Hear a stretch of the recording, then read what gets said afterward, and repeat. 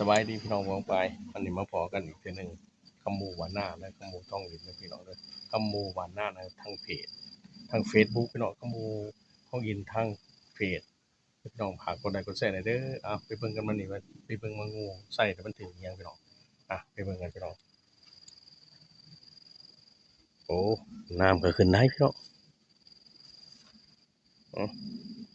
อ๋อน้ำก็ขึ้นได้พี่น้องเอาน้ำมันขึ้นไล่เติบพี่น้องบางทีผมโอ้ไม่ยังเจ้าเอียงตีของแงงแง่งแง่งเบิ่งไม่ยังเห็ดให้น้ำตีงพี่น้องหรือว่าปลาใหญ่วะพี่น้องหันที่น้ำเตือนเย็ดมันคือเอียงมาเอาพี่น้องเบิ่งน้ำกันฮะปลากระไรอยู่เลยพี่น้องเห็นหมอนอยู่เงียบพี่น้องนะเบิ่งเห็นไอ้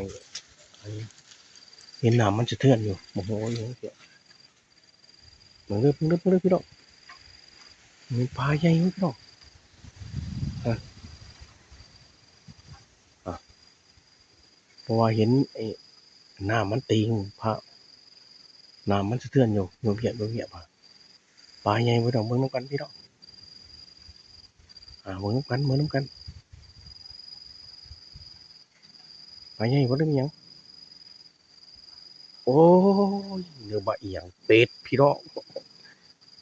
เป็ดพาลูกเล่นน้ำหรือว่าปลาใหญ่โอ้มันบ่แม่นพี่น้อง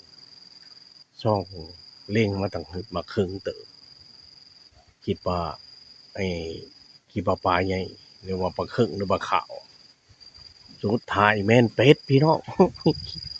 อืมบ่แม่นเป็ดมันเล่นน้ำพาลูกเล่นน้ำพี่น้องเอ้ย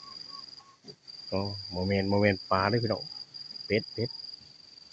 เอาไปเบิ่งนำกันพี่น้องไปหาเบิ่งงูก่อนเอานี่คือธรรมชาติพี่น้องเอ้ยเบิ่งงูมาแล้วใกล้สิฮอดแล้วพี่น้องเสร็จพี่น้องมาเร็ว